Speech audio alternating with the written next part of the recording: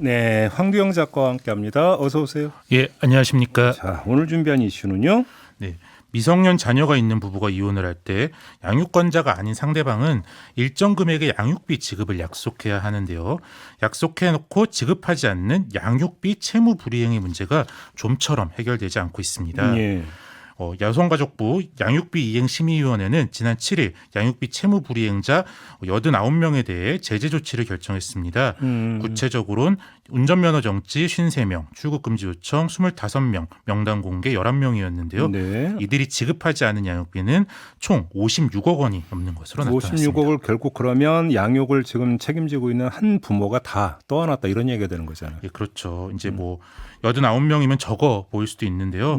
이런 행정적 제재 조치가 무슨 수를 써도 양육비를 안 주는 나쁜 부모에 대한 최후의 정말 최후의 수단이라는 점에서 결코 적은 숫자가 아닙니다. 그래요? 저는 이거 89명이라는 숫자 보고 이거 지금 너무 적은 숫자 아닌가 저건 그 생각했는데 그게 아니라는 겁니까? 그렇죠. 이제 양육비를 못 받으면 일단 관할 가정법원에 양육비 이행 명령 신청을 해서 지급 명령을 받습니다. 예. 이 명령을 따르지 않으면 법원에서 과태료를 부과하고 그래도 안 주면 최대 30일간 감치 처분을 하게 됩니다. 여기서 감치는 이제 법원의 명령을 따르지 않을 때 구치소 등에 가두는 걸 말합니다. 근데 이거 감침이 되기 싫어서 도망 다니는 사람들도 있다면서요. 그렇죠. 이제 채무 불이행자들이 법원에 일단 나와야 감치를 할 수 있는데요. 이 명령서를 수령하지 않기 위해서 위장 전입까지 해가며 도망 다니는 사례가 많습니다. 예. 그러면 이제 또 주민등록 말소 신청하고 아주 피곤한 과정을 통해서 사람을 찾아내야 하는데요. 네.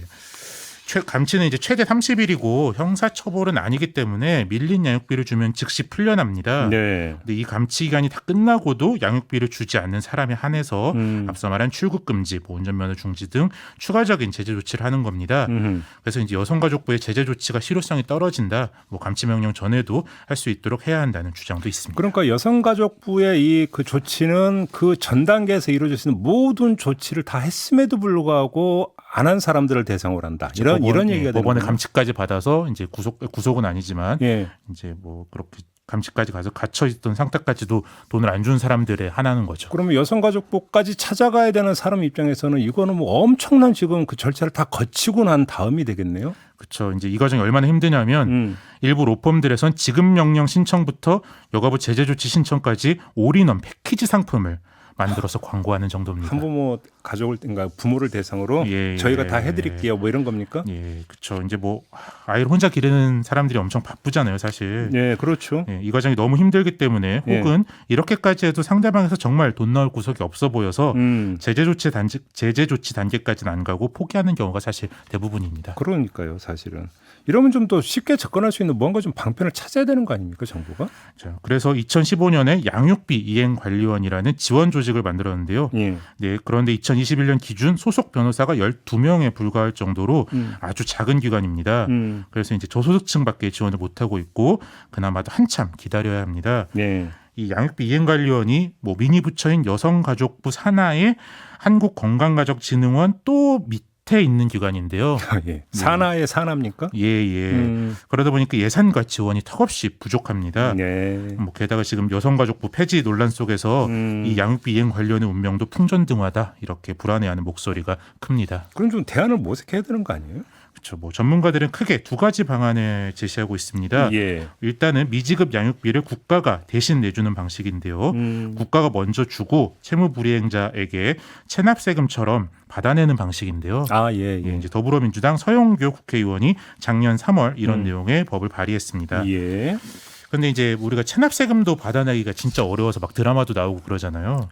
그렇죠. 네. 이제 마찬가지로 국가가 나서서 받는다고 해도 이게 얼마나 회수할 수 있을 것인가. 그렇죠. 아동 인권엔 도움이 되겠지만 나쁜 부모가 내야 할 돈을 국민 세금으로 메꾸게 될 수도 있다. 이런 비판도 있습니다. 네.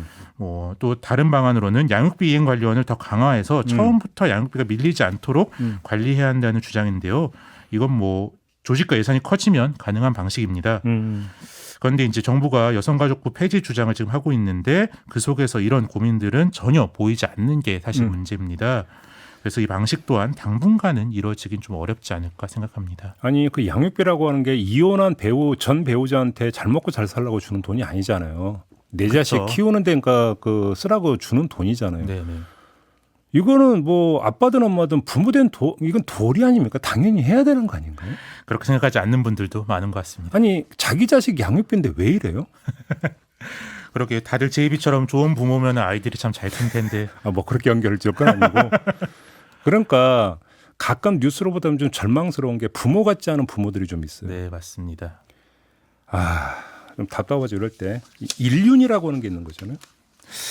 좀 답답하다. 이런 것도 우리가 제도적으로 접근에 들어가야 되는 이 현실이 좀 답답하다. 이런 말씀을 좀 드려야 될 것 같습니다. 자, 잘 들었습니다. 고맙습니다. 예, 감사합니다. 황두영 작가였습니다.